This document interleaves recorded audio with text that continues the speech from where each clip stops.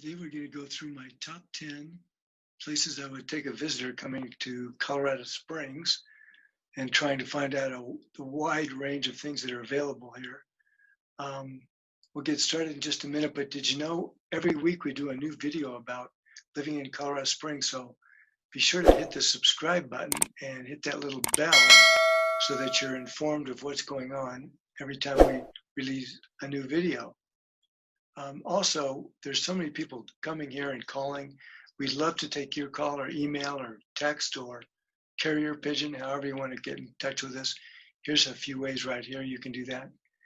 And now onward we go. So the first thing I want to talk to you about is the Dinosaur Museum up in Woodland Park, just about 20 minutes outside of downtown, just right up the pass in Woodland Park, is the Dinosaur Resource Center, where there are 12,000 square feet of dinosaur displays. It's been ranked the #2 dinosaur museum in the entire country. It's a lot of fun, not too far out of town, and I think that's a good way to start our tour. Another thing to think about when we come back down the hill, especially in the summertime, is everybody wants to go outside. So what about lakes? Yes, we do have some lakes here, and I want to just highlight 3 of them. The first one is Quail Lake, which is in the southwest part of town, down near Cheyenne Mountain, in fact, just under Cheyenne Mountain. And it's a beautiful spot. I love this neighborhood. You can do non-motorized boating there. They've got fishing. They've got a fitness trail that surrounds the place. It's a mile long. Dragonfly paddle yoga can teach you how to do that at one end of the lake. And then in the wintertime, you can come back and go sledding. The next one we're going to go to is Prospect Lake in Memorial Park, right in the middle of town. And this is where a lot of fun things happen throughout the summertime. It's a 58-acre pond, and you can go fishing there. They've got rainbow trout, they've got catfish, several other species. There's a 1.3-mile paved track or path around the place, around the lake.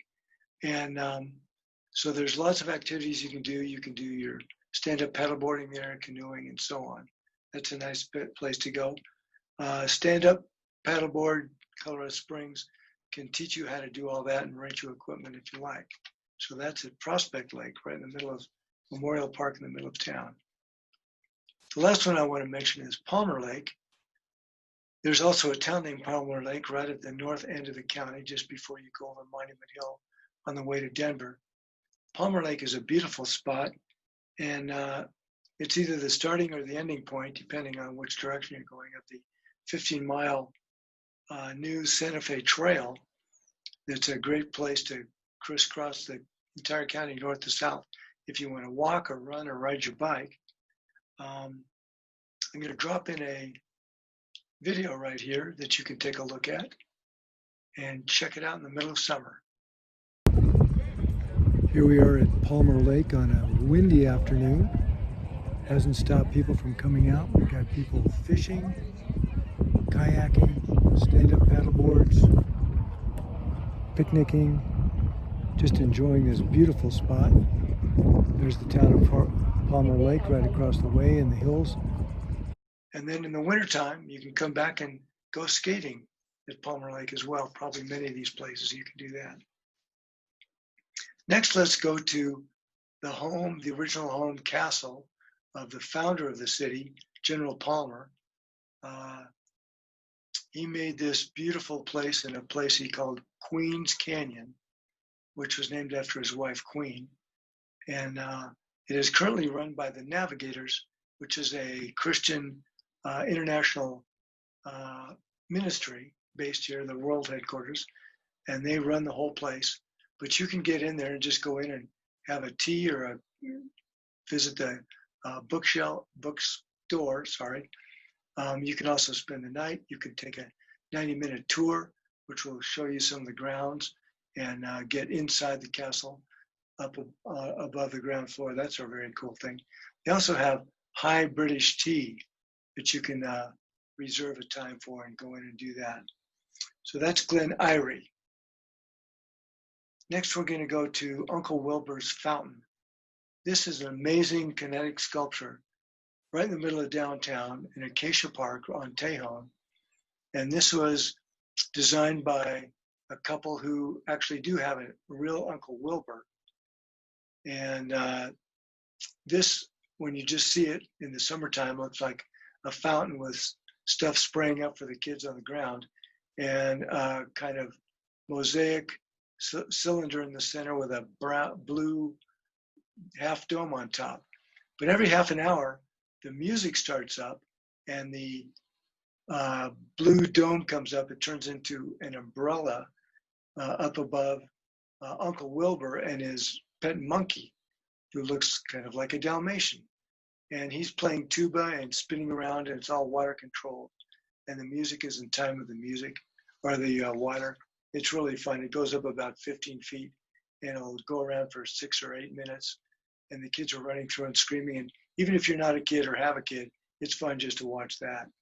And then in the wintertime, at the other end of Acacia Park, they do have ice skating, so you can come in and rent skates or bring your own skates and skate on the only outdoor rink that I know of in Colorado Springs, certainly the only one downtown.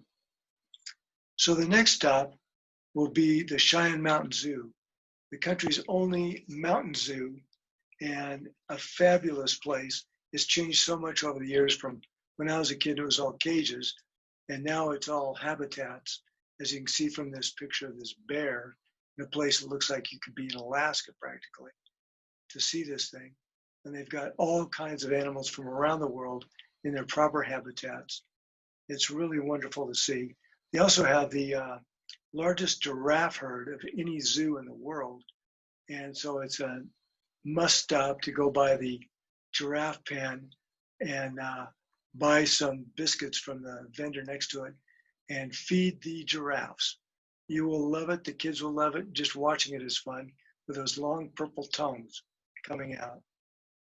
So it's a wonderful place, great views overlooking the city and the plains.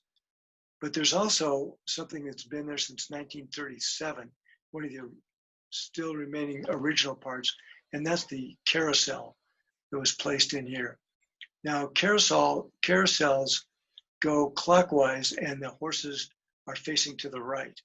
A merry-go-round, on the other hand, goes clockwise and the horses are facing the left. So this is definitely a carousel from 1937.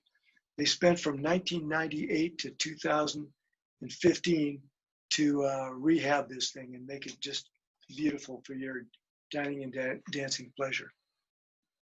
Next, we'll go over to Manitou Springs and visit their world famous penny arcade. This has got games from 1 penny to $3. It's got 78 coin-operated kiddie rides. If you're older than that, it's got skee ball, it's got a 12-horse derby, it's got pinballs, loads of pinballs from the original classics to the latest in video games. And then when you can't stand any more of that fun, you can go out to the main boulevard there on the south end and visit Patsy's shop, where I always get either caramel corn or a twisty of soft serve ice cream, or maybe a serving of saltwater taffy. Lots of varieties of that. So that's a fun place. While we're in Manitou, why don't we skip over to looking at the springs that Manitou Springs are named after. In fact, there's one right next to Patsy's. And they've got 8 of these that the local group has been rehabbing and advertising. They've got a walking tour. You can check out the map. These are, everyone is different from a different place underground, and they all have different amounts of minerals in them, which give them a different taste, different smell, different healing properties. Now, the Mountain Ute and the Plains Indians who are here came by often for the healing waters that they attributed to the Great Spirit Manitou. The next thing is the very newest thing in town.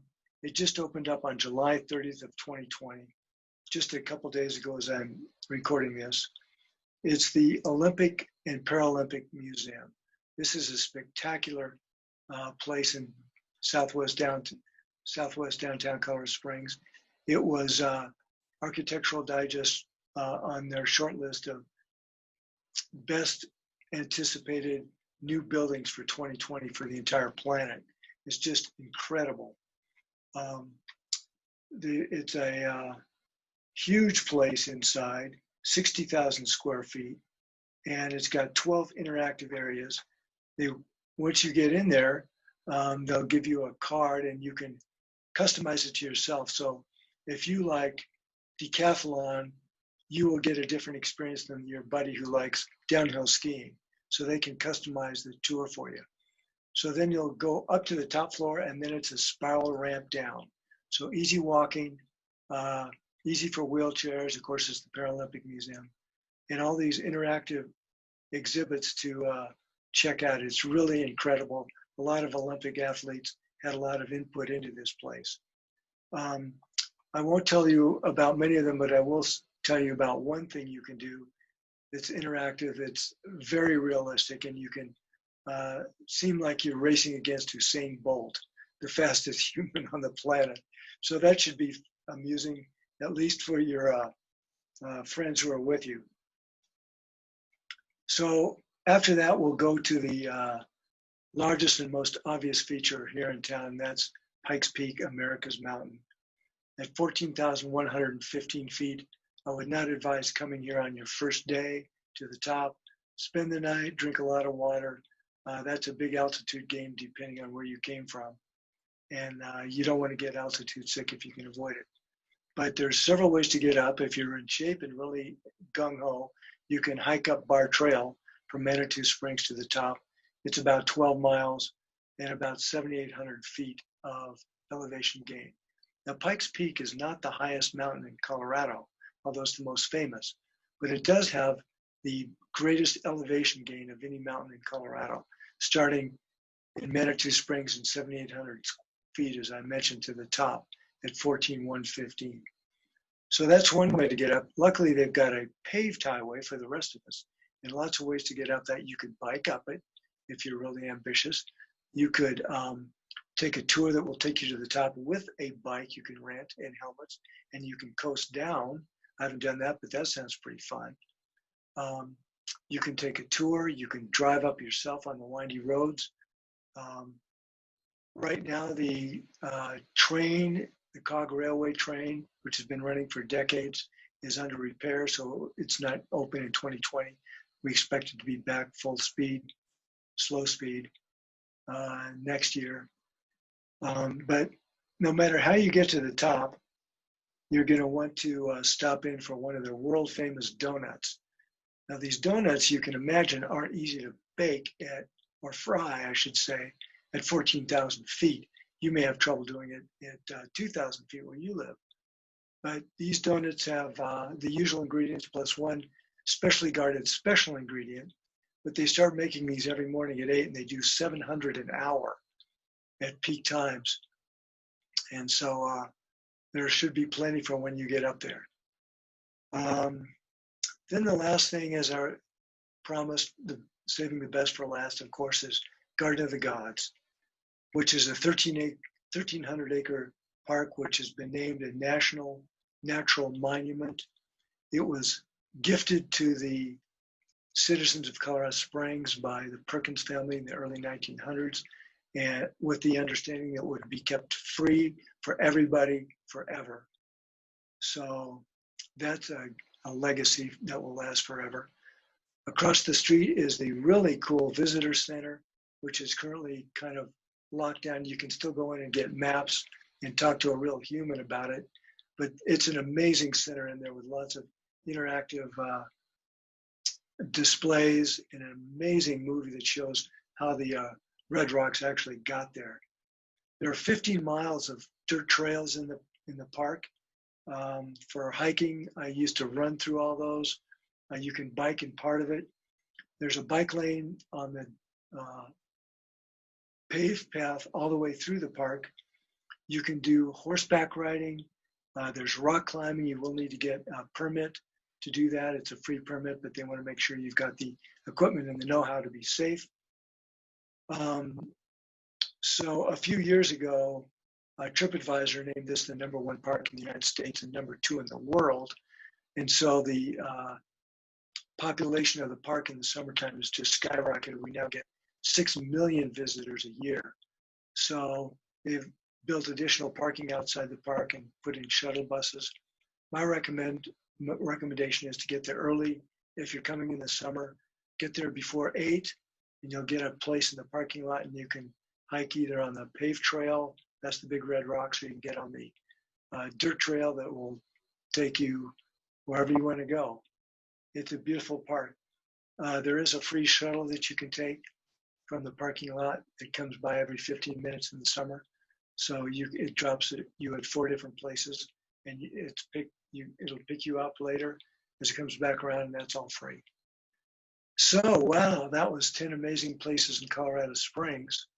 As I mentioned, we do this kind of thing every week. So be sure to hit the subscribe button and sign up. Here's a couple of other videos from recent past that you could check out. Once again, I want to give you my contact information. So you can call me, text me, email me. We get all kinds of people coming into town, and I love to help people out.